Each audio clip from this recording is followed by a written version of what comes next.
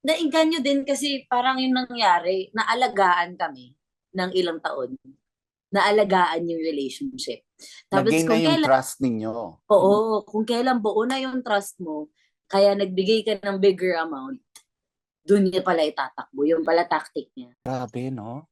So, Grabe talaga. woo, Nagugulat ako. Parang magkautang lang ako ng 1,000 sa ibang tao, nangangati na akong bayaran agad. Kasi ayoko yung feeling ng may hangin utang. Tapos, yung ganito kalaking pera, kaya nilang takbuhin. Parang, how can you do it? How can you sleep at night? How can you eat food? How can you process life? would you care to tell me kung around how much itong na-invest mo?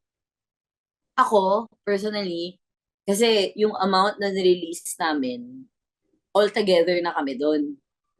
Nung sa group namin, may siblings, tapos friends, ganun din. Ako personally, nasa around 400 lang.